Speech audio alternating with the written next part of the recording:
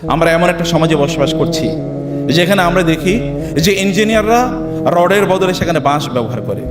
আমরা এমন একটা সমাজে বসবাস করছি যেখানে ডক্টরদের কাছে গেলে তিনি জানেন না তিনি কি কারণে আমাকে টেস্ট দিয়েছেন, এতগুলো টেস্ট বা এতগুলো মেডিকেল টেস্ট আমাদেরকে কেন দিয়েছেন, এক্সামিনেশন কেন করবো তিনি নিজেও হয়তো বা জানেন না। আমরা এমন একটা সমাজে বসবাস করি যেখানে আমাদের শিক্ষকদের দায়িত্ব কি অনেকে আমরা হয়তো বা ভুলে গেছি। এমনকি আমাদের পিতা মাতারা কেন তারা বিয়ে করে তাদের সন্তান কেন হয়েছে, এই সন্তানদের বাবা কেন তিনি বা মা কেন তা অনেকেই জানে না। আমরা যখন শিক্ষকতা করি কেন আমরা শিক্ষকতা করছি, এবং যারা আমরা পড়াশোনা করছি কেন পড়াশোনা করছি। গতকালে দেখেছেন আপনারা যে ঢাকা বিশ্ববিদ্যালয়ে মেডিকেল যেই ইউনিট আছে, অর্থাৎ ওইখানে মেডিকেল সেন্টারে গিয়ে স্টুডেন্টরা মারামারি করেছে, এই ওষুধ দিলা না কেন আমাকে, বা কেন আমাকে দিলি না, কেন থাকলো না, এটা বলে সেখানে মারামারি হচ্ছে। এবং ওইখানে যারা ডক্টর আছেন তাদেরকে অনেকে মারধর করেছে অথবা মারামারি সেখানে হয়েছে। এমন একটা সমাজে আমরা আছি। এখানে বড় প্রশ্ন আমাদের এখন হওয়া দরকার যে আমরা কি সত্যি করতে মানুষ হতে পেরেছি, অথবা আল আমিন আমরা হতে পেরেছি কিনা। আর যদি আমরা আল আমিন হতে না পারি তাহলে এই সমাজ আপনি টিকিয়ে রাখতে পারবেন না। মনে রাখবেন, পৃথিবীর তাবৎ সভ্যতাগুলো যেগুলো নষ্ট হয়েছে, ধ্বংস হয়েছে, এগুলো কিন্তু বিজ্ঞান এবং প্রযুক্তির দিক থেকে অনেক অনেক এগিয়ে ছিল। ফেরাও যে পিরামিড তৈরি করেছে, আজ পর্যন্ত মানুষ ওই রকম পিরামিডের ধারণাই তৈরি করতে পারেনি। ফেরাও এর সময় যে সকল মমি করে যেভাবে মানুষগুলো রাখা হয়েছিল, এখনো সেই প্রযুক্তি অথবা সেই মেডিসিন কেমিক্যাল এখন লোকেরা বুঝতে পারেনি যে কোন কেমিক্যাল তারা ব্যবহার করেছে। এতদিন পর্যন্ত কিভাবে লাশগুলো অক্ষত থাকে। তাহলে আমাদের মূল প্রবলেম কিন্তু বিজ্ঞান অথবা প্রযুক্তিতে না, আমাদের মূল প্রবলেম হলো আমরা সত্যিকার অর্থে আল আমিন বা মানুষ তৈরি করতে পেরেছি কিনা।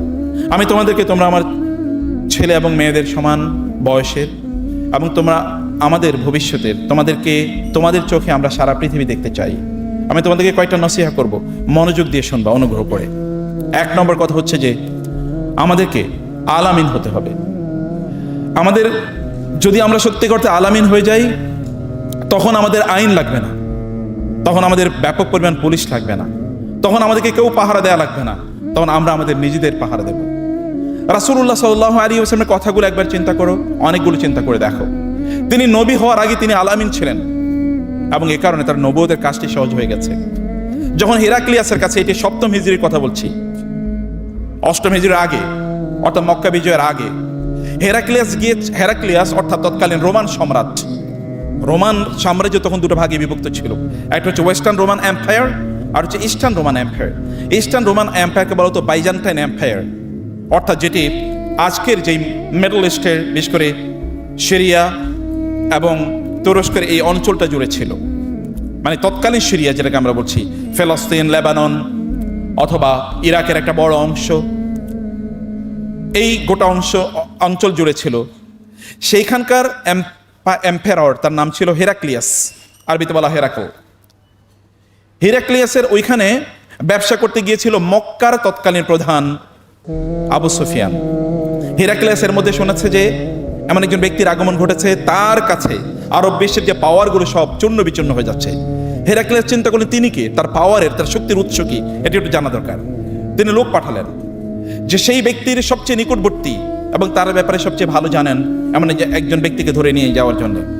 ইলা নামক জায়গায় ছিল তখন আবু সুফিয়ান। আবু সুফিয়ানকে নিয়ে যাওয়া হলো। আবু সুফিয়ানকে তখন তার তর্জমান অর্থাৎ ট্রান্সলেটর দোভাষীর মাধ্যমে জিজ্ঞেস করলেন হেরাক্লিয়াস যে আমি আপনাকে কয়েকটি প্রশ্ন করব, আপনি প্রশ্নগুলোর উত্তর দেবেন এবং আপনি মিথ্যা বলবেন না। আপনি যদি মিথ্যা বলেন তাহলে তার সাথে যারা ছিল তাদেরকে বললেন হেরাক্লিয়াস যা আপনারা বলে দেবেন তিনি মিথ্যা বলছেন। আবু সুফিয়ান সেই জাহিলি যুগে, যেটাকে আমরা জাহিলি যুগের কথা বলছি, আইয়ামে জাহিলিয়া, আবু সুফিয়ান বলছে ওয়াল্লাহি লাউলাল হায়া লাকাযাবতু আলাইহি, আল্লাহর কসম যদি লজ্জা না থাকতো তাহলে সেই দিন আমি মুহাম্মাদের ব্যাপারে সাল্লাল্লাহু আলাইহি ওয়াসাল্লাম কিছু মিথ্যা তথ্য দিতাম। কিন্তু যেহেতু আমাদের লজ্জাশীলতা ছিল, এ কারণে আমি মিথ্যা বলিনি। অথবা আরেকটি ছিল, আমার সামনে যারা ছিল, আমি যদি মিথ্যা বলি তাহলে এই লোকগুলো বলে দেবে আবু সুফিয়ান তুমি মিথ্যা বলছো, এই কারণে আমি মিথ্যা বলিনি। একটা জাহিলি সমাজ, যারা কাফের এবং মুশরিক, যারা আল্লাহর প্রতি ঈমান আনে না, বিশ্বাস করে না, যারা মসজিদে যায় না, সেই সকল ব্যক্তিগুলো পর্যন্ত লজ্জার কারণে তারা মিথ্যা বলতো না, তারা এবং তাদের পাশে যারা ছিল। হেরাক্লিয়াস তাকে 11টি প্রশ্ন করলেন। তোর মধ্যে 2টো প্রশ্ন ছিল এরকম, হাল কানা ইয়াকযিব, তিনি কি মিথ্যা বলতেন এই নবুয়তের অর্থাৎ নবী হিসাবে তার নিজকে প্রেজেন্ট করার আগে, মুহাম্মদ কি কখনো মিথ্যা বলতেন? আবু সুফিয়ান বলছে লা ওয়াল্লাহি মা কাযাবা ফি হায়াতিহি আবাদা, আল্লাহর কসম, he has never told any lie in his whole life. তিনি তার জীবনে কখনো মিথ্যা কথা বলেন না। তার শত্রুর ব্যাপারে টেস্টিমনি দিচ্ছেন আবু সুফিয়ান এবং বলছেন হাল কানা ইয়াগদির, তিনি কি গাদ্দারি করতেন, অর্থাৎ মানুষের সাথে ওয়াদা দিয়েছেন, ওয়াদা কি তিনি কখনো ভেঙেছেন? আবু সুফিয়ান বলতেন লা ওয়াল্লাহি না, আল্লাহর কসম তিনি গাদ্দারি করতেন না। আবু সুফিয়ান নবীজির সবচেয়ে বড় শত্রু। আবু সুফিয়ান নবীজি সাল্লাল্লাহু আলাইহি ওয়াসাল্লামকে টেস্টিমনি প্রদান করছেন যে তিনি কখনো মিথ্যা বলেন নাই এবং তিনি কখনো গাদ্দারি করেন নাই। আবু জাহালকে যখন আবু জাহল এর সাথে মুগীরা ইবনুল মুগীরা, ওয়ালিদ ইবনুল মুগীরা, তারা দুজন কাবার চত্বরে তারা তাওয়াফ করছিল। ওয়ালিদ ইবনুল মুগীরা আবু জাহলকে বলল, আবু জাহল, আচ্ছা মুহাম্মদের ব্যাপারে তোমার ধারণা কি, আমাদের কি স্ট্যান্স থাকা উচিত? বলছে আল্লাহি he is very amazing, Muhammad তিনি তো আসলে অ্যামেজিং ম্যান। তাহলে আমরা তার প্রতি বিশ্বাস করি না কেন, আমরা তার প্রতি ঈমান আনি না কেন? আবু জাহলকে বলছে ওয়ালিদ ইবনে মুগীরা, দুজনে কাফের। এবং আবু জাহল, আপনি জানেন যে আবু জাহলের অবস্থা কি ছিল রাসূল ইসলামের ব্যাপারে। তখন আবু জাহল বলল যে দেখুন, মুহাম্মদ যখন ছোটবেলা থেকে আমাদের সামনে বড় হয়েছে আমরা দেখেছি তিনি পরম সত্যবাদী, পরম বিশ্বস্ত মানুষ, কিন্তু এখন যদি আমি তার প্রতি ঈমান আনি তাহলে মক্কার লোকেরা আমাকে বলবে আবু লাহাব, আবু তালেবের ইয়াতিম ভাতিজার প্রতি আমি বিশ্বাস করেছি, তার কাছে আমি আত্মসমর্পণ করেছি, অর্থাৎ তাকে আমি নেতা হিসেবে মানবো, এটা হতেই পারে না। তিনি সবচেয়ে ভালো মানুষ বটে, কিন্তু আমি তাকে নেতা হিসেবে মানতে পারবো না। এটা আমার প্রেস্টিজের ইস্যু, এটা আমার আত্মমর্যাদার ইস্যু। এবং যখন বদরের যুদ্ধ সংগঠিত হয় তখন কেউ একজন এসে আবু জাহলকে বলল, আবু জাহল আপনি সত্যি করে বলুন তো মুহাম্মদের ব্যাপারে আপনার মূল্যায়ন কি? তখন আবু জাহল বলল আল্লাহি, আল্লাহর কসম বলছি, he is amazing, he has never told lie and he has never cheated anyone. বলছে আল্লাহর কসম, তিনি একজন অ্যামেজিং মানুষ, অসাধারণ সুন্দর মানুষ, তিনি কখনো মিথ্যা বলেন না এবং তিনি কখনো কারোর সাথে ওয়াদা লঙ্ঘন করেন না। তার শত্রুরা তার ব্যাপারে কথা বলছে। আপনারা যারা আমার সামনে বসে আছেন, আপনারা বলুন তো আপনাদের চরিত্রের এমন একটা জায়গা আপনারা নির্মাণ করতে পেরেছেন কিনা, অথবা আমরা নির্মাণ করার জন্য এই প্রতিজ্ঞা নিচ্ছি কিনা। আমি ওস্তাদদেরকেও বলবো যে আমার ব্যাপারে আমার সহপাঠীরা এবং আমার যারা ফ্রেন্ডস আছে, অথবা আমার যারা কলিগ আছে, অথবা আমার যারা কাজিনস আছে, ইভেন আমার ফ্যামিলি মেম্বার, এই যে আপনারা যারা আছেন শিক্ষার্থীদেরকে বলছি, আপনার বাবা মা অথবা আপনার ভাই বোনেরা আপনার ব্যাপারে কি কথা নিশ্চিত করে বলতে পারে যে আমার এই বোন বা আমারই ভাই, তারা মৃত্যু যদি তাদের সামনে চলে আসে তাহলে মিথ্যা বলবে না, তাহলে তারা তাদের ওয়াদা শপথ ভঙ্গ করবে না। আমরা কেবল আল আমিন বলতে কি বুঝাই? আল আমিন মানে কি কেবলমাত্র সত্য কথা বলা, এর বাইরে কোনো কিছু না। আল আমিন মানে কি এরকম নয় যে আপনাকে বিশ্বাস করতে পারে কেউ একজন, নির্বিঘ্নে বিশ্বাস করতে পারে। আপনার নবীজি যখন মক্কা থেকে মদিনা হিজরত করে যান, তাকে হত্যা করার জন্য চারিদিক থেকে লোকেরা ঘর ঘিরে রাখলো, তখন কিন্তু তিনি মক্কার লোকদের banker, is the banker of the Meccan society. The people would have deposited all of their properties and their আমানা ইন দি প্রফেট সাল্লাল্লাহু আলাইহি ওয়াসাল্লাম। তারা সবাই কিন্তু তাদের সম্পদগুলো রাসূলের কাছে আমানত রেখেছে। আপনি একবার চিন্তা করে দেখুন, একজন শত্রু আপনাকে হত্যা করতে এসে তার কোনো একটা জিনিস আপনার কাছে আছে, আপনি কি করতেন? যেমন এখন আমেরিকানরা তারা বলেছে, তারা আরব দেশগুলোকে ধমক দিয়েছে যে তোমরা যদি আমাদের বিরোধিতা করো, আমাদের কাছ থেকে তোমরা চুক্তি সরিয়ে নাও, তাহলে তোমাদের যেই বিলিয়ন ট্রিলিয়নস অফ ডলার্স আমাদের ব্যাংকগুলোকে ডিপোজিট আছে, এগুলো সব আমরা ফ্রিজ করে দেবো। ফ্রিজ মানে এগুলো সব আমরা নাই করে দেবো, তোমাদেরকে এগুলো আমরা দেবো না। তিনি করেছেন কি?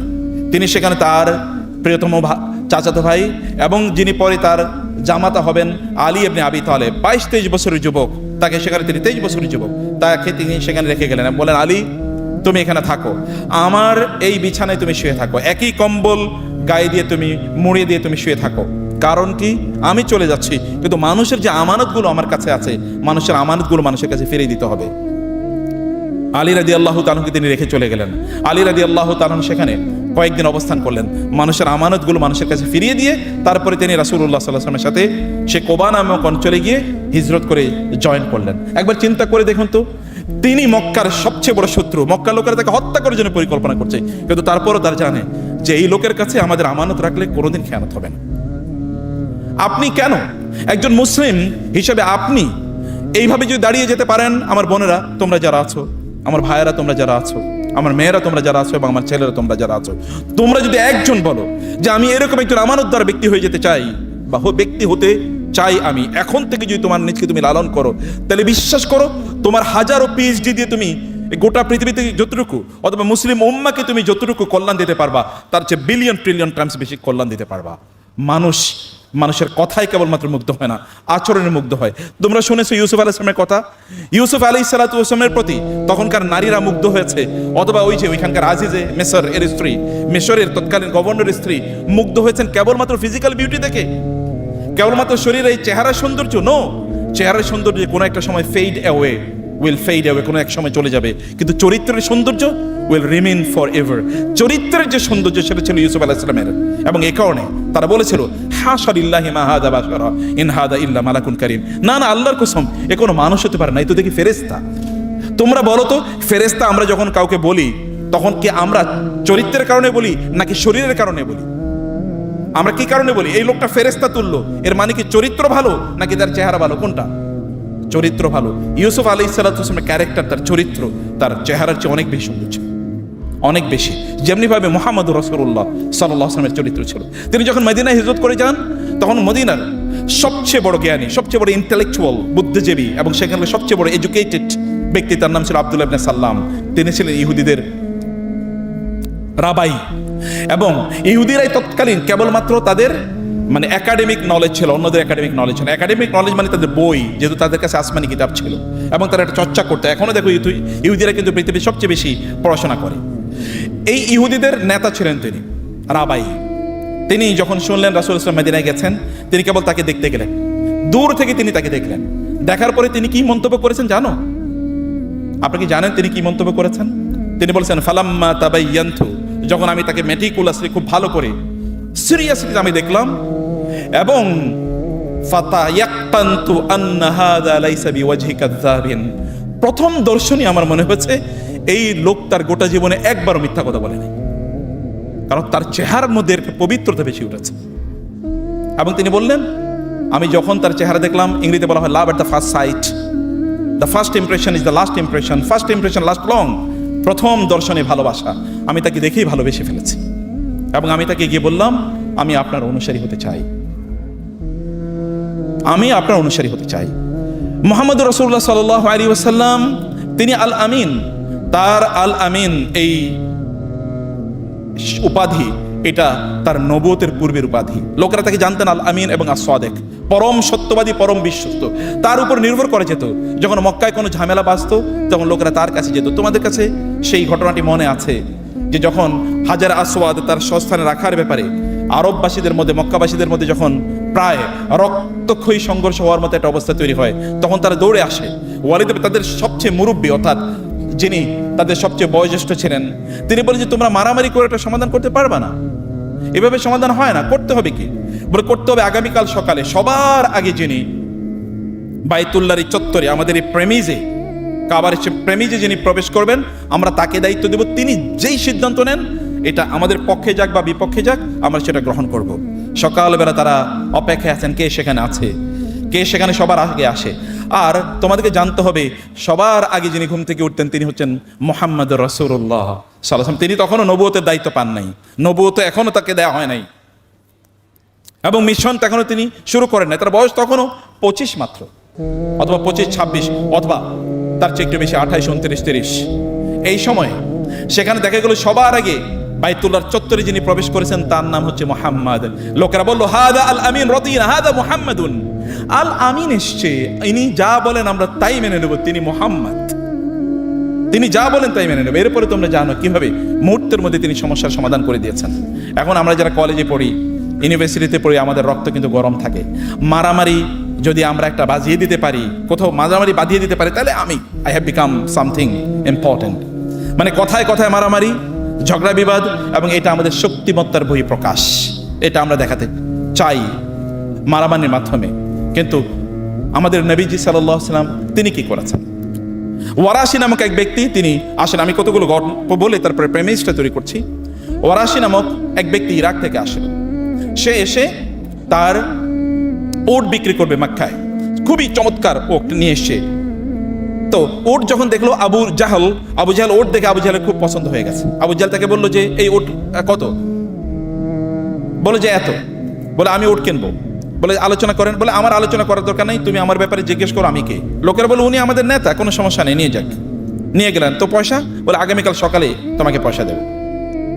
এখন পরের দিন সকালে এই লোক তো মক্কার সবচেয়ে দামি লিডার এবং অনেক বেশি সম্পদশালী সম্ভ্রান্ত এক ব্যক্তির কাছে ওট বিক্রি করেছে। তার তো এখন খুবই মন ভালো, কারণ অনেক ভালো টাকা পাবে, ভালো দাম পাবে। পরের দিন সকালে যখন আবু জাহেলের বাসায় যায়, আবু জাহেল দরজা খুলে বলে তুমি কে? বলে আপনি আমাকে চেনেন, ভুলে গেছেন মনে হয় যে গতকাল আমার কাছ থেকে উট নিয়ে এসছেন। উট? এটা আবার কি? গতকাল এটা আবার কি? তুমি কি পাগল হয়ে গেছো? আমি কি তোমাকে চিনি না, তুমি কে? বলে আপনি মনে ভুল করছেন স্যার, ওই যে আপনি গতকাল আমার কাছ থেকে উট এনেছেন না, আমি ওই যে ওইখান থেকে এসেছি। বলে না না, আমি তোমাকে চিনি না, তুমি চিট, মিথ্যুক, যাও এখান থেকে, বেশিক্ষণ দাঁড়ায় থাকলে মার দেবো। এ লোক ভাবলো সর্বনাশ করলাম কি আমি।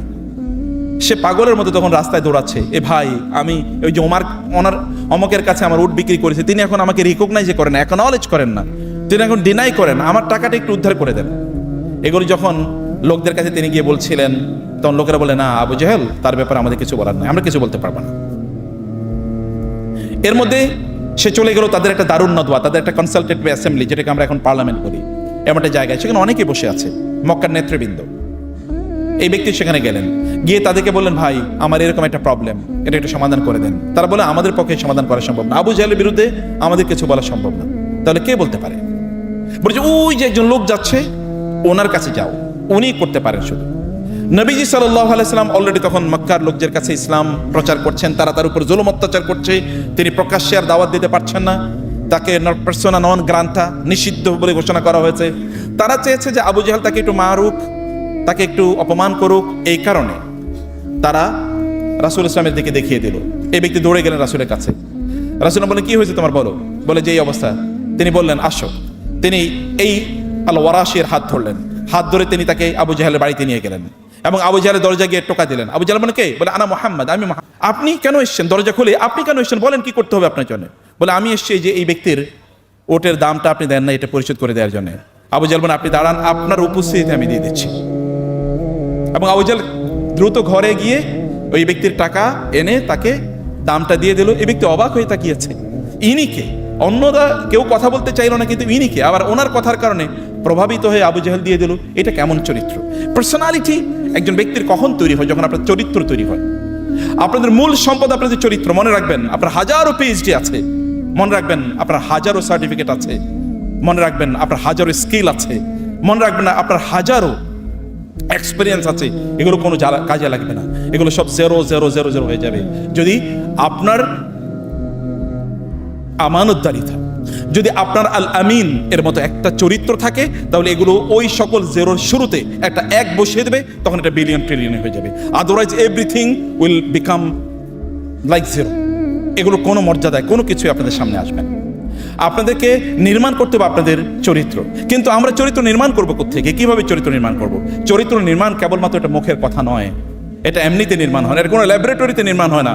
এটা নির্মাণ হয় আমাদের স্কুলে, আমাদের কলেজে, আমাদের ইউনিভার্সিটিতে, ক্লাসরুমগুলোতে, এবং এটা নির্মাণ হয় আমাদের বাসা বাড়িতে। এখানে যারা প্যারেন্টসরা যদি সত্যি করতে থেকে থাকেন, তাহলে আপনাদের জন্য নাসিহা আছে। আপনাদেরকে বুঝতে হবে যে এটা নির্মাণ হয় আমাদের ঘরের কোণে, এবং শিক্ষকদেরকে বলবো এটা নির্ধারণ হয়, এটা নির্মাণ হয় আমাদের ক্লাসরুমে। ইমাম মালিক রাহিমাহুল্লাহ যখন তিনি পড়তে যাচ্ছিলেন, তার মা তাকে বললেন তাআল্লাম মিন ইলমি রাবিআতা ক্বাবলা তাআল্লাম মিন আদাবি রাবিআতা ক্বাবলা ইলমিহি। তুমি যাও, রাবিয়ার আদব, তার শিষ্টাচার তার কাছ থেকে আগে শেখো, তার জ্ঞান শেখার আগে। শিষ্টাচার ইজ ভেরি ইম্পর্টেন্ট। আমরা শিক্ষকরা যদি ক্লাসরুমে রোল মডেল যদি না হয়ে যাই, আমাদের শিক্ষার্থীরা যদি মনে না করে আমার শিক্ষকই এই পৃথিবীতে এমন একজন মানুষ যিনি যা বলেন তিনি তাই করেন। আমার শিক্ষক যখন ক্লাসে আসেন তখন তিনি সর্বোত্তম প্রিপারেশন নিয়ে আসেন। আমার শিক্ষক যখন ক্লাসে আসেন তখন আমরা তার টোন থেকে, তার আচরণ থেকে, তার কথা থেকে আমরা বুঝতে পারি যে তিনি আমাদের মধ্যে পরিবর্তন তৈরি করতে চান। আমি যেহেতু নিজেও শিক্ষক, আমি শিক্ষকদেরকে বলি আপনি যখন ক্লাসরুমে যান তখন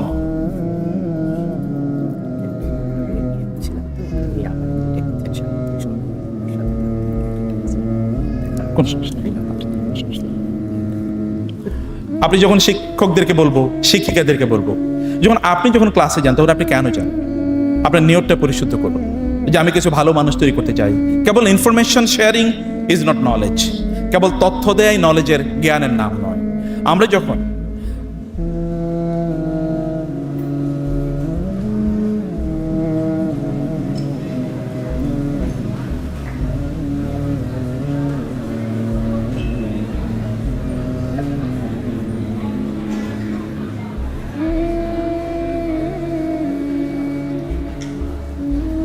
আমরা যখন ক্লাসরুমে যাই তখন তথ্য দেওয়াটাকে যদি আমরা আমাদের প্রধান কাজ মনে করি, তাহলে আমরা মানুষ তৈরি করতে পারবো না। মানুষ তৈরি করতে হবে আমাদের মূল কাজ। মানুষ হিসাবে আমাদের সন্তানরা এই পৃথিবীতে আসে, কিন্তু তাদেরকে মানুষ হিসেবে গড়ে তোলার জন্য আমাদের তারবিয়া দেওয়া লাগে। আপনারা জানেন যে অন্যান্য প্রাণীগুলো তাদেরও বাচ্চা হয়, সেই সকল বাচ্চাগুলো বড় করার জন্যে আলাদা কোনো ট্রেনিংয়ের স্কুল কলেজ ইউনিভার্সিটির প্রয়োজন হয় না, কিন্তু মানুষের জন্য প্রয়োজন হয়। মানুষকে মানুষ হিসেবে গড়ে তোলার জন্য তারবিয়ার প্রয়োজন হয়। আল্লাহ তাআলা এই কারণে যুগ যুগ ধরে নবী রাসূলদেরকে মানুষের মাঝে পাঠিয়েছেন, এবং নবী রাসূলদের উত্তরসূরি হিসাবে আল্লাহ সুবহানাহু ওয়া তাআলা আলেমদেরকে অথবা শিক্ষকদেরকে দায়িত্ব প্রদান করেছেন। আমাদেরকেও এরকম অনুভূতি নিয়ে যদি আমরা যদি ক্লাসে যাই, সেখানে যারা আমরা ইসলাম পড়াই অথবা যারা কোরআন পড়াই, যারা দ্বীন পড়াই, তাদের দায়িত্ব আরো অনেক বেশি। বরং আমি বলবো যে যেই সকল শিক্ষকরা বা শিক্ষিকারা তারা ক্লাসে যাওয়ার আগে আল্লাহর কাছে দোয়া করেন, হে আল্লাহ, আমি কিছু ভালো মানুষ তৈরি করতে চাই, আমার কথার মাধ্যমে যেন তারা মুগ্ধ হয়, তারা অনুপ্রাণিত হয়, আমার আচরণে যেন তারা ভালো মানুষ হওয়ার অনুপ্রেরণা পায়, তারা যেন ভালো মানুষ হওয়ার জন্য তারা যেন প্রত্যয় এবং প্রতিজ্ঞা গ্রহণ করে। এই অনুভূতি নিয়ে যদি আমরা ক্লাসরুমে যাই, তাহলে সত্যি বিশ্বাস করুন আমাদের এখানেও আবারও আলামিনরা তৈরি হবে। এখানেও সেরকম মানুষরাই তৈরি হবে যারা ছিল আবু বকরদের মতো। যখন তারা প্রশাসন পরিচালনা করতেন তখন তারা ছিলেন ভয়াবহ শক্তিশালী, আর রাতের বেলা যখন তারা নামাজে দাঁড়িয়ে যেতেন অথবা কোরআন তেলাওয়াত করতেন তখন তারা কাঁদতেন। তারা ওমর রাদিয়াল্লাহু তাআলার মতো ব্যক্তি হবেন, যখন তারা প্রশাসনে যাবেন তখন তারা বলবেন যে যদি ফোরাত নদীর তীরেও অথবা যদি সেই ইরাকের কোনো প্রত্যন্ত অঞ্চলে রাস্তাগুলো মসৃণ না হওয়ার কারণে কোনো ওট যদি হোঁচট খেয়ে পড়ে যায় অথবা কোনো কুকুর যদি না খেয়ে মারা যায়, তাহলে আমি ওমরকে আল্লাহর কাছে জবাবদিহি করতে হবে। এই অনুভূতি তখন তৈরি হবে। তখন তিনি দিনের বেলা ঘুমাতে পারবেন না, মানুষকে সার্ভিস দেবেন এই ভয়ে। রাতের বেলা ঘুমাতে পারবেন না, আল্লাহ সুবহানাহু ওয়া তাআলার সাথে সম্পর্ক নষ্ট হয়ে যায় কিনা। ওমর ইবনে আব্দুল আজিজের মতো হবেন, যখন তাকে রাষ্ট্রীয় দায়িত্ব বা খেলাফতের দায়িত্ব প্রদান করা হবে তখন তিনি পড়ে যাবেন ধপাস করে ইন্না লিল্লাহি ওয়া ইন্না ইলাইহি রাজিউন বলে। তার স্ত্রী যখন তাকে প্রশ্ন করেছিল কেন হয়েছে, আপনি কেন বেহুশ হয়ে গেলেন, তিনি বলেন উম্মার এত বড় দায়িত্ব আমার কাঁধে এসছে, আমি কি দায়িত্ব পালন করতে পারবো? কিয়ামতের দিন যদি আমার রব আমাকে জিজ্ঞেস করেন তুমি কি ঠিকমতো দায়িত্ব পালন করতে পেরেছো কিনা, তখন আমি কি বলবো? এই ভয়ে আমি বেহুশ হয়ে পড়েছি। তখন তারা এটাকে প্রিভিলেজ হিসেবে গ্রহণ করবে না, পজিশনকে তারা প্রিভিলেজ হিসেবে গ্রহণ করবে না, তারা এটাকে মনে করবে তাদের রেসপন্সিবিলিটির জায়গা। প্রত্যেকটা ক্ষেত্রে তাদেরকে জবাবদিহি করতে হবে। আলী রাদিয়াল্লাহু তাআলা আনহুর ভাই আকিল যখন তার কাছে গিয়েছেন, আলী তখন আমিরুল মুমিনিন, তার ভাই যখন তার কাছে গিয়েছেন রাষ্ট্রীয় কোষাগার থেকে একটু ঋণ নেয়ার জন্য, তিনি রাতে তার অফিসে বসে লণ্ঠন জ্বালিয়ে কাজ করছিলেন। তিনি তার বললেন কে, দরজা বন্ধ করে বলেন আমি তোমার ভাই আকিল, তুমি কেন এসছো? অফিসিয়াল কোনো কাজে, রাষ্ট্রীয় কোনো কাজে নাকি তোমার পার্সোনাল কাজে? বলে আমার পার্সোনাল কাজে এসছি। তারপরে তিনি যখন দরজা খোলেন, দরজা খোলার পরে দেখা যায় যে অন্ধকার। কি ব্যাপার, এতক্ষণ দেখলাম আলো, এখন অন্ধকার কেন? তিনি বলেন আমি তোমাকে আগেই জিজ্ঞেস করেছি তুমি কেন এসছো, তুমি বলেছো তোমার পার্সোনাল কাজে এসছো, আমি রাষ্ট্রীয় বাতি জ্বালিয়ে তোমার পার্সোনাল সার্ভিস দিতে পারি না। আকিল বলেন আমার প্রশ্ন আমি যে জন্য এসেছি আমি পেয়ে গেছি। বলে কেন এসে তুমি তো আমাকে বলোই নি? বলে আমি এসেছিলাম রাষ্ট্রীয় কোষাগার থেকে কিছু ঋণ আপনার কাছে চাওয়ার জন্য, আর আপনি মানে এখানকার লণ্ঠন বন্ধ করে আমার সাথে কথা বলছেন, আপনি যে দেবেন না এটা আমি বুঝতে পেরেছি। মানুষ, এমন মানুষ আমাদের তৈরি করা দরকার। এমন মানুষ যদি আপনারা হতে চান, তোমরা যদি এমন একজন মানুষ হতে পারো যাদের উপর বিশ্বাস রাখা যায়, আস্থা রাখা যায় এবং তারা দায়িত্বশীল, সত্যি তিনি বুঝেন যে তার দায়িত্ব কি, তিনি যা কমিট করেন তা তিনি করেন এবং তিনি মানুষের কল্যাণে তারা নিজকে উজাড় করে দেন, কেবল আত্মকেন্দ্রিক না। এমন যদি হতে পারো তোমরা একজন, এবং তোমাদের চরিত্রে যদি এমন একটা উপাদান তৈরি করতে পারো, সমগ্র পৃথিবীর মানুষ তোমাদের কাছে কৃতজ্ঞ থাকবে।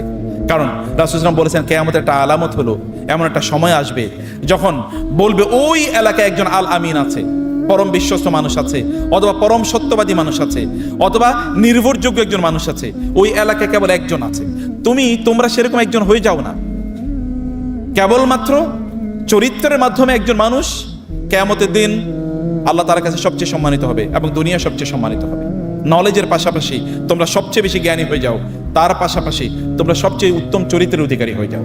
তোমাদের বন্ধু বান্ধবরা তোমাদের ব্যাপারে বলুক যে আমার ওই ফ্রেন্ড সে কোনোদিন মিথ্যা কথা বলে না, আমার ওই ফ্রেন্ড কোনোদিন অন্যায় করে না, আমার ওই ফ্রেন্ড তার উপর বিশ্বাস রাখা যায়, আস্থা রাখা যায়, আমার ওই ফ্রেন্ড কোনোদিন কারো ক্ষতি করে না। এরকম একজন মানুষে পরিণত হওয়া কি খুব কঠিন কাজ? কি বলো তোমরা, এটা কি খুব কঠিন কাজ? এটা কি হওয়া সম্ভব কিনা? আমরা কি একজন এমন মানুষ হতে পারি না যিনি আল আমিন, যাকে আইন অথবা সিসি ক্যামেরাই কেবলমাত্র তাকে নিয়ন্ত্রণ করবে এরকম নয়। আল্লাহর একটা ক্যামেরা আছে, এই ক্যামেরা নিয়ন্ত্রণ করবে আমাদেরকে। আল্লাহর ক্যামেরা। যখন তুমি সোশ্যাল মিডিয়াতে যাও তখন তুমি কি দেখো? তখন তুমি কি দেখো? তোমাদের এখন যে সময়, আমি লাস্ট মিনিটে তোমাদেরকে কয়েকটা নসিহা করে শেষ করছি। তোমাদের এখন যে সময়, এই সময়ে তোমাদের নিজেকে তোমাদের তৈরি করতে হবে, তোমাদেরকে নির্মাণ করতে হবে, তোমাদের চরিত্র তোমাদেরকে নির্মাণ করতে হবে। তোমাদের ঘরে, তোমাদের আচরণে, তোমাদের ঘরের মানুষরা পরিবর্তন হয়ে যাক, এবং তোমাদের কলেজে তোমাদের আচরণের মাধ্যমে তোমাদের সহপাঠীরা পরিবর্তন হয়ে যাক, এবং তোমাদের সমাজের লোকেরা তোমাদের ব্যাপারে বলুক, উনি তো ফেরেশতা তুল্য, এই মেয়েটা তো ফেরেশতার মতো, এই ছেলেটা তো ফেরেশতার মতো। এইরকম মানুষে আমাদের নিজেদেরকে রূপান্তরিত করা দরকার। ওমর ইবনে খাত্তাব রাদিয়াল্লাহু তাআলা আনহু রাতের অন্ধকারে তিনি ঘুরে বেড়াচ্ছিলেন। এর মধ্যে তিনি শুনলেন একজন নারী তার কন্যা সন্তানকে বলছে যে দুধের সাথে একটু পানি মেশাও। বলে, মা তুমি কি শোনোনি আমিরুল মুমিনিন নিষেধ করেছেন দুধের সাথে পানি মিশিয়ে বিক্রি করতে, কারণ এটা চিটিং। তিনি বলেন, আমিরুল মুমিনিন এত রাতে কোত্থেকে আসবে? এই ছোট মেয়েটি বলল, মা আমিরুল মুমিনিন কোত্থেকে আসবে? আমিরুল মুমিনিন শোনেন না অথবা দেখেন না বটে, কিন্তু আমিরুল মুমিনের রব কি দেখেন না? তিনি কি শোনেন না? তিনি তো দেখেন, তিনি তো শোনেন। আমিরুল মুমিনিন তখন সেদিক দিয়ে যাচ্ছিলেন, তিনি শুনলেন এই কথা। তিনি তার সাথীকে বলেন, এই ঘরটা সিলগালা করো, এটা আইডেন্টিফাই করে রাখো। সকালবেলা এদেরকে ডাকলেন, ডেকে নারীকে বললেন, গত রাতে তোমরা এরকম কথাবার্তা বলেছো কেন? এ নারী বলেন, আমি বিধবা, আমার স্বামী মারা গেছে, সামান্য একটু দুধ বিক্রি করে আমাদের সংসার আমরা চালাই, এতে সংসার চলে না। এই কারণে মেয়েকে বলেছে একটু দুধের সাথে পানি মিশিয়ে তারপরে বিক্রি করে যেন সংসার চলে। আমিরুল মুমিনিন তার নিজকে ধিক্কার দিলেন, আমি কেমন আমিরুল মুমিনিন যে একটা পরিবার তার সংসার চলে না, আমি এটা জানি না? তিনি তার নিজকে ধিক্কার দিলেন। তাদের জন্য কোনো পানিশমেন্টের ব্যবস্থা নাই, তাদেরকে বলেন যাও, বাসায় চলে যাও। তিনি তাদের জন্য পর্যাপ্ত খাবারের ব্যবস্থা করলেন। এরপরে তিনি তার ছেলেদেরকে ডেকে বললেন, আমি তোমাদেরকে বিয়ে করাতে চাই, কিন্তু একজন গোয়ালিনের মেয়েকে তোমাদের জন্য প্রপোজ করছি, তোমরা কে বিয়ে করবে বলো? তার ছেলেদের মধ্যে কেউ কেউ বলেন, আমরা তো বিয়ে করেছি।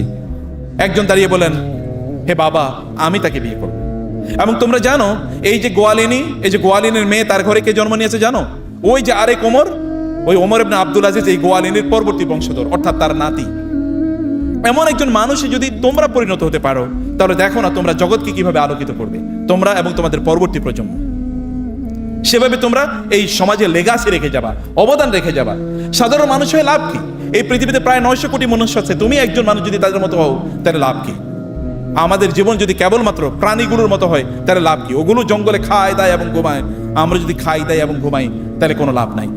বিকাম সামওয়ান ডিস্টিংক্টিভলি ডিফারেন্ট, এমন একজন মানুষ হও যার পরিচয় আলাদা, তাকে মানুষ ভিন্ন পরিচয় চেনে, ভিন্ন পরিচয় জানে। এমন একজন মানুষে নিজকে রূপান্তরিত করা দরকার, এবং সেটা হচ্ছে আল আমিন। যদি তুমি আল আমিন হতে পারো, তোমার প্রভাবে আরো অনেক মানুষ আল আমিন হবে, সমাজ পরিবর্তন হয়ে যাবে।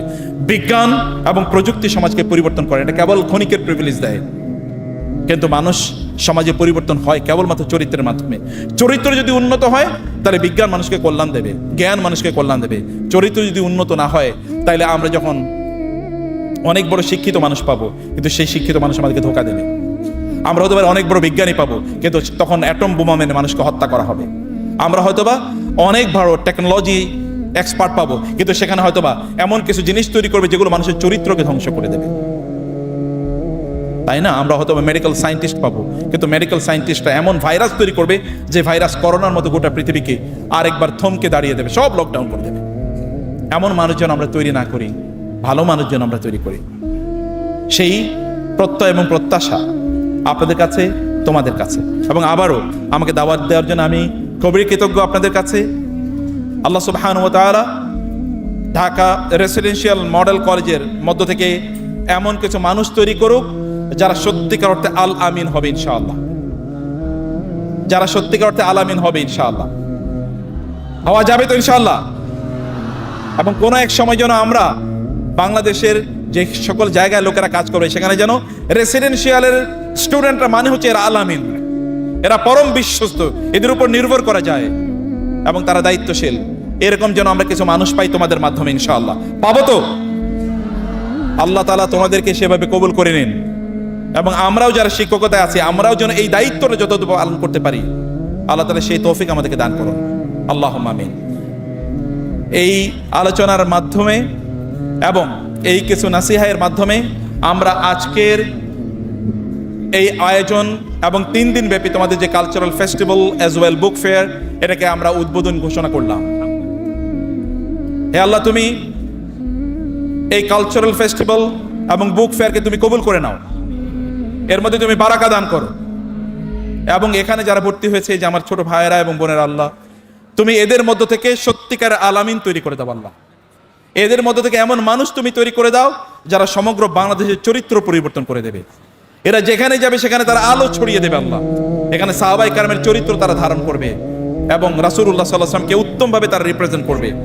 তারা যেই সেক্টরে যাক না কেন সেই সেক্টরটা তারা আলোকিত করবে, এমন মানুষে তুমি তাদেরকে রূপান্তরিত করে দাও। আল্লাহ এরা পরিবারগুলোকে পরিবর্তন করে দেবে, সেভাবে তাদেরকে রূপান্তরিত করে দাও। হে আল্লাহ, আমরা ভালো মানুষ হতে চাই, তুমি আমাদেরকে তৌফিক দান করো। আমরা ভালো মানুষ গড়তে চাই, তুমি আমাদেরকে তৌফিক দান করো। আমরা ভালো মানুষের দায়িত্বশীল হতে চাই, তুমি আমাদেরকে তৌফিক দান করো। কিয়ামতের দিন আমরা তোমার কাছে একজন উত্তম আখলাকওয়ালা মানুষ হতে চাই, মানুষ হিসেবে দাঁড়াতে চাই, সেই তৌফিক আমাদেরকে দান করো, সেভাবে আমাদেরকে কবুল করে নাও। আল্লাহুম্মা আমিন। Thank you very much. জাযাকুমুল্লাহ খায়ের। হাদা ওয়া সাল্লাল্লাহু সুবহানাহু ওয়া তাআলা নবিয়ানা মুহাম্মদ ওয়া আলিহি ওয়া সাহবিহি আজমাইন। সুবহানাকা আল্লাহুম্মা বিহামদিক আশহাদু আল্লা ইলাহা ইল্লা আনতা আস্তাগফিরুকা ওয়া আতুবু ইলাইক। ওয়াসসালামু আলাইকুম ওয়া রাহমাতুল্লাহি ওয়া বারাকাতুহু।